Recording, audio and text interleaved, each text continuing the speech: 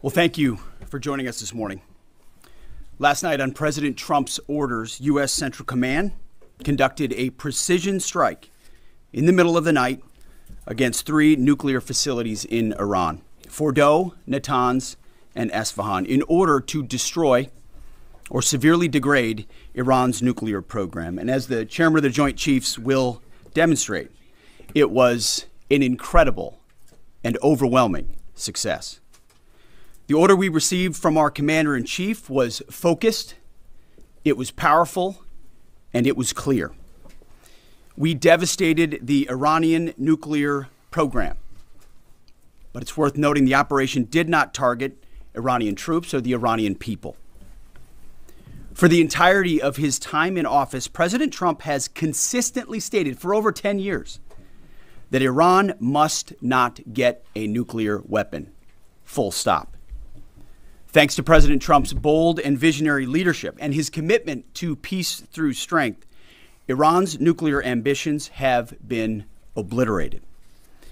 Many presidents have dreamed of delivering the final blow to Iran's nuclear program, and none could until President Trump. The operation President Trump planned was bold and it was brilliant, showing the world that American deterrence is back. When this president speaks, the world should listen. And the U.S. military, we can back it up. The most powerful military the world has ever known. No other country on planet Earth could have conducted the operation that the chairman is going to outline this morning. Not even close. Just like Soleimani found out in the first term, Iran found out when POTUS says 60 days that he seeks peace and negotiation, he means 60 days of peace and negotiation. Otherwise, that nuclear program, that nuclear capability will not exist. He meant it. This is not the previous administration. The President Trump said no nukes. He seeks peace, and Iran should take that path. He sent out a truth last night saying this: any retaliation by Iran against the United States of America will be met with force far greater than what was witnessed tonight. Signed, the President of the United States, Donald J. Trump. Iran would be smart to heed those words. He's said it before, and he means it. I want to give recognition to the chairman of the Joint Chiefs of Staff, the Joint Staff, General Eric Kurilla at CENTCOM, who did a phenomenal job, he and his staff, all of CENTCOM. Policy, across the board, this was a joint effort, and across the Pentagon effort. I want to recognize the pilots who flew those bombers, who flew those fighters, who flew those refuelers, warriors. I want to recognize the sailors on those destroyers, in those subs, on those carriers, warriors, all of them. I want to recognize our soldiers doing air defense, base defense, QRF, warriors, all of them. Every American involved in this operation performed flawlessly. And I want to give recognition to our allies in Israel as well. This is a plan that took months and weeks of positioning and preparation so that we could be ready when the President of the United States called. It took a great deal of precision. It involved misdirection and the highest of operational security. Our B-2s went in and out of downtown Tehran, of these nuclear sites, in and out and back without the world knowing at all. In that way, it was historic. A strike that included the longest B-2 Spirit bomber mission since 2001 and the first operational employment of the MOP, a massive ordnance penetrator. The mission demonstrated to the world the level of joint and allied integration that speak to the strength of our alliance and our joint forces. As President Trump has stated, the United States does not seek war, but let me be clear. We will act swiftly and decisively when our people, our partners, or our interests are threatened. Iran should listen to the President of the United States and know that he means it, every word. I want to give congratulations to our Commander-in-Chief. It was an honor to watch him lead last night and throughout, and to our great American warriors on this successful operation. God bless our troops. God bless America. And we give glory to God for his providence and continue to ask for his protection. I turn it over now to the chairman for specifics. Thank you, Mr. Secretary. Thanks for recognizing all of our folks out there doing our nation's work, and nice to see everybody on this early Sunday morning. Last night on the President's orders, U.S. Central Command, under the command of General Eric Kurilla, executed Operation Midnight Hammer, a deliberate and precise strike against 3 Iranian nuclear facilities. This was a complex and high-risk mission carried out with exceptional skill and discipline by our joint force. I want to thank every service member, planner, operator that made this mission possible. Their actions reflect the highest standards of the United States Armed Forces. This operation was designed to severely degrade Iran's nuclear weapons infrastructure. It was planned and executed across multiple domains and theaters with coordination that reflects our ability to project power globally with speed and precision at the time and place of our nation's choosing. This was a highly classified mission with very few people in Washington knowing the timing or nature of this plan. I'll refer you to the graphic on the side as I walk you through some of the operational details. At midnight Friday into Saturday morning, a large B-2 strike package comprised of bombers launched from the continental United States. As part of the plan to maintain tactical surprise, part of the package proceeded to the west and into the Pacific as a decoy, a deception effort known only to an extremely small number of planners and key leaders here in Washington and in Tampa. The main strike package, comprised of 7 B-2 Spirit bombers, each with 2 crew members, proceeded quietly to the east with minimal communications. Throughout the 18-hour flight into the target area, the aircraft completed multiple in-flight refuelings. Once over land, the B-2s linked up with escort and support aircraft in a complex, tightly timed maneuver requiring exact synchronization across multiple platforms in a narrow piece of airspace, all done with minimal communications. This type of integration is exactly what our joint force does better than anyone else in the world. At approximately 5 p.m. Eastern Standard Time last night, and just prior to the strike package entering Iran, a U.S. submarine in the Central Command area of responsibility launched more than 24 Tomahawk land attack cruise missiles against key surface infrastructure targets at Esfahan. As the Operation Midnight Hammer strike package entered Iranian airspace, the U.S. employed several deception tactics, including decoys, as the 4th and 5th generation aircraft pushed out in front of the strike package at high altitude and high speed, sweeping in front of the package for enemy fighters and surface-to-air missile threats. The strike package was supported by U.S. Strategic Command, U.S. Transportation Command, U.S. Cyber Command, U.S. Space Command, U.S. Space Force, and U.S. European Command. As the strike package approached Fordow and Natanz, the U.S. protection package employed high-speed suppression weapons to ensure safe passage of the strike package, with fighter assets employing preemptive suppressing fires against any potential Iranian surface-to-air threats. We are currently unaware of any shots fired at the U.S. strike package on the way in. At approximately 6:40 p.m. Eastern Standard Time, 2:10 a.m. Iran time, the lead B-2 dropped 2 GBU-57 massive ordnance penetrator weapons on the first of several aim points at Fordow.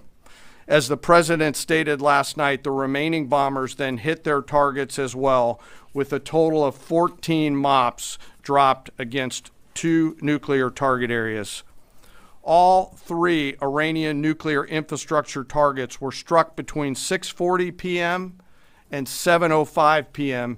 Eastern Time. Again, that's about 2:10 in the morning local time in Iran, with the Tomahawk missiles being the last to strike at Esfahan to ensure we retain the element of surprise throughout the operation. Following weapons release, the Midnight Hammer strike package exited Iranian airspace and the package began its return home. We are unaware of any shots fired at the package on the way out. Iran's fighters did not fly, and it appears that Iran's surface-to-air missile systems did not see us. Throughout the mission, we retained the element of surprise. In total, U.S. forces employed approximately 75 precision-guided weapons during this operation. This included, as the president stated last night, 14 30,000-pound GBU-57 massive ordnance penetrators, marking the first ever operational use of this weapon. I know that battle damage is of great interest. Final battle damage will take some time, but initial battle damage assessments indicate that all 3 sites sustained extremely severe damage and destruction. More than 125 U.S. aircraft participated in this mission, including B-2 stealth bombers, multiple flights of 4th and 5th generation fighters, dozens and dozens of air refueling tankers, a guided missile submarine, and a full array of intelligence, surveillance, and reconnaissance aircraft, as well as hundreds of maintenance and operational professionals. As the Secretary said, this was the largest B-2 operational strike in U.S. history and the second longest B-2 mission ever flown, exceeded only by those in the days following 9/11. Well prior to the strike, General Kurilla elevated force protection measures across the region, especially in Iraq, Syria, and the Gulf. Our forces remain on high alert and are fully postured to respond to any Iranian retaliation or proxy attacks, which would be an incredibly poor choice. We will defend ourselves. The safety of our service members and civilians remains our highest priority. This mission demonstrates the unmatched reach, coordination, and capability of the United States military. In just a matter of weeks, this went from strategic planning to global execution. This operation underscores the unmatched capabilities and global reach of the United States military. As the president clearly said last night, no other military in the world could have done this. I join the president and the secretary in being incredibly proud of the air crews, naval forces, cyber operators, planners, and support teams, and commanders who made this mission possible. It is their skill, discipline, and teamwork that makes this operation possible. I am particularly proud of our discipline related to operational security, something that was of great concern to the President, the Secretary, General Kurilla, and me, and we will continue to focus on this. As we stand here this morning, many assets are still airborne, and we have hundreds deployed. I ask that we keep our warfighters on their way home and our deployed service member in our thoughts. Our joint force remains ready to defend the United States, our troops, and our interests in the region. Thank you very much. We will take a few questions, Phil. Me? Yeah. So is regime change off the table, Mr. Secretary? And to the chairman, you said the battle damage assessment is still ongoing, but do you believe that some nuclear capability in Iran remains? This mission was not and has not been about regime change. The president authorized a precision operation to neutralize the threats to our national interests posed by the Iranian nuclear program and the collective self-defense of our troops and our ally Israel? Thanks for your question. I think BDA is still pending, and it would be way too early for me to comment on what may or may not still be there. But thanks for the question. Green. No, behind you. Excuse me, Mr. Secretary, can you tell me, was there a particular moment when the president decided to pull the trigger on this operation where he said, now, rather than being, something in the holster, now we're going to pull the trigger on it? I would just say, having the opportunity to witness his leadership, he was fully committed to the peace process, wanted a negotiated outcome, gave Iran every single opportunity, and unfortunately was met by stonewalling, which is why he gave them plenty of time to continue to come to the table and give up enrichment, give up the nuclear program. But there was I won't say the particular moment, there was certainly a moment in time where he realized that it had to be a certain action taken in order to minimize the threat to us and our troops. Yeah. General, you say that General Kurilla increased force protection in Iraq, Syria, and Gulf, and those areas. Were they given any advance warning the attacks were coming? And also, Mr. Secretary, when were congressional leaders notified? How long before the attacks took place? Sir, to your first question, the risk has clearly been rising over the last few weeks in the region. Based on that, and not a particular awareness of this operation, we've made smart decisions to minimize the risk to U.S. forces in the region. So they were given no advance warning? No, sir. And congressional? They were notified after the planes were safely out. Well, we complied with the notification requirements of the War Powers Act. After the attacks, they were notified? They were immediately thereafter. Yes. Thank you, Secretary. Two quick questions. Do you believe you completely destroyed Iranian nuclear program? And how about Iranian ballistic missiles? Your ally as Israel always saying that is biggest threat. And second question is very important. What will be your next step if Iran or militias under Iranian influence on the region attack U.S. interests or allies in the region? And you can chime in on this too, Mr. Chairman. The battle damage assessment is ongoing, but our initial assessment, as the chairman said, is that all of our precision munitions struck where we wanted them to strike and had the desired effect. Which means especially in Fordo, which was the primary target here, we believe we achieved destruction of capabilities there. Ultimately, wherever it may be, whether it's in Iraq or Syria or bases in the Gulf, as the president said, it would be, as the chairman said, it would be a very bad idea for Iran or its proxies to attempt to attack American forces. Yes. Thank you, Mr. Secretary. Regarding retaliations, Iran and North Korea are cooperating on nuclear and missile development. Do you think there is a possibility that Iran, North Korea, and the other forces, such as China, will join forces to retaliate against the United States? Well, unfortunately, because of the policies under the previous administration, we drove those countries together, and ultimately that creates a challenging environment.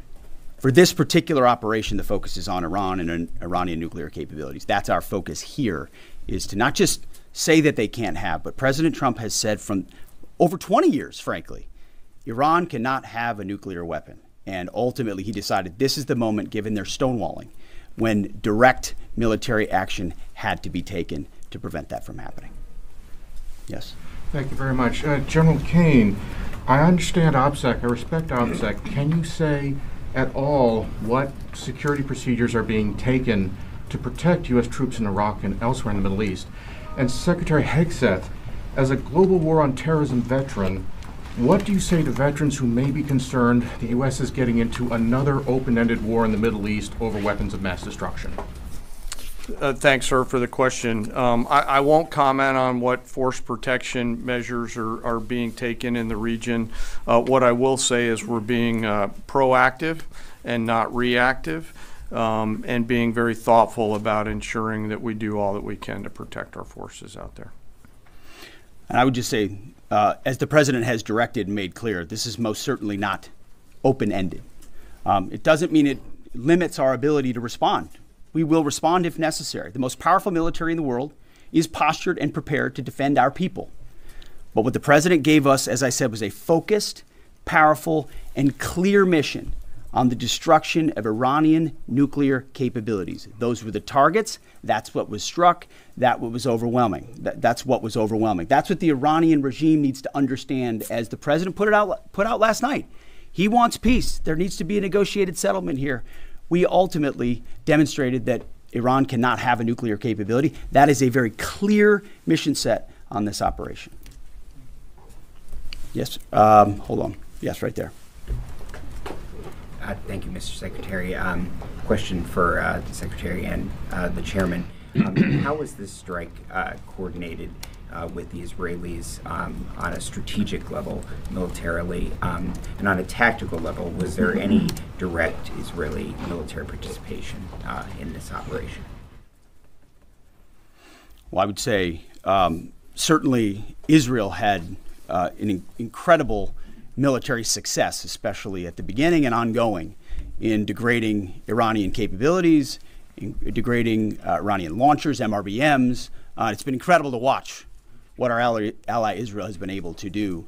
And there certainly have been conversations. I mean, General Kurilla at CENTCOM has worked closely in the defense of Israel for many years.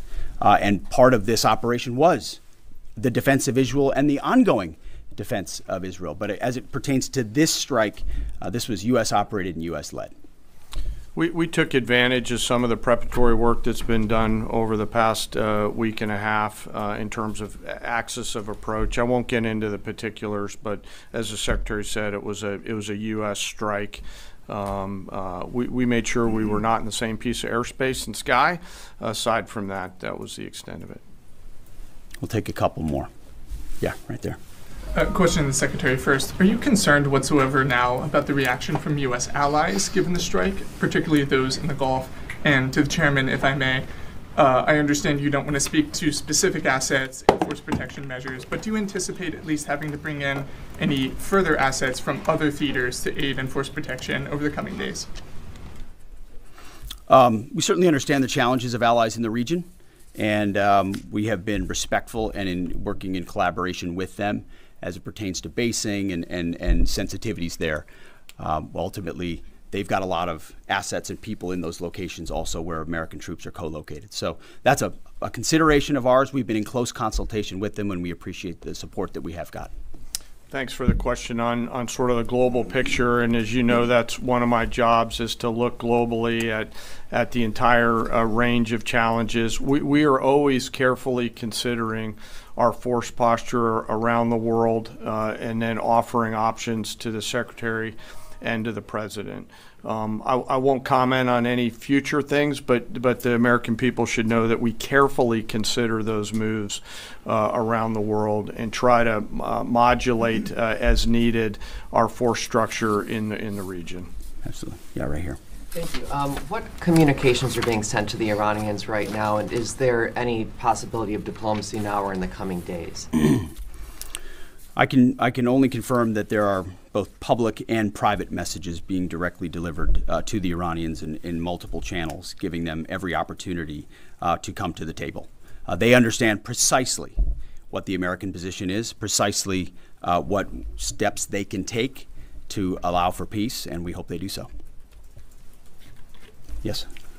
The president may not want an open-ended conflict. The Iranians may disagree. Are you prepared for a protracted war? Well, anything can happen in conflict. We acknowledge that. But the scope of this was intentionally limited. That's the message that we're sending. With the capabilities of the American military nearly unlimited. So Iran, in that sense, has a choice.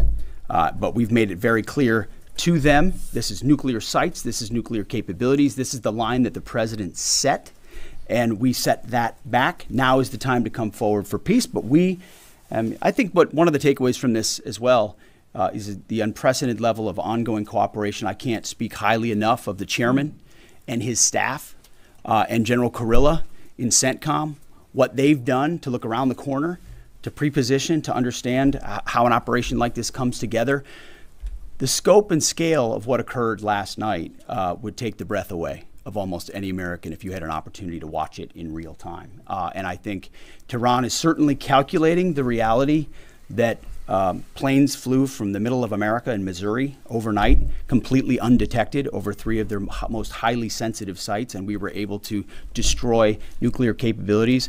And our boys in those bombers are on their way home right now. We believe that'll have a clear psychological impact on how they view the future, and we certainly hope they take the path of negotiated peace. But I could not be more proud of how this building operated, of the precision, the sensitivity, and the professionalism of the troops involved in this effort. I will take one more. We'll take one more question. Yes, right there.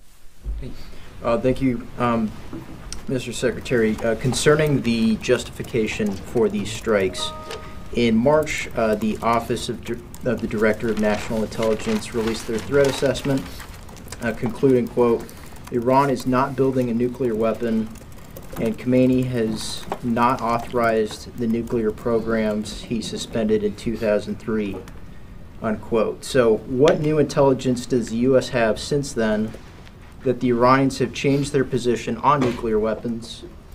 And does this new intelligence come from U.S. sources and methods, or are we getting this information from other countries? Well, I would just simply say that the president's made it very clear.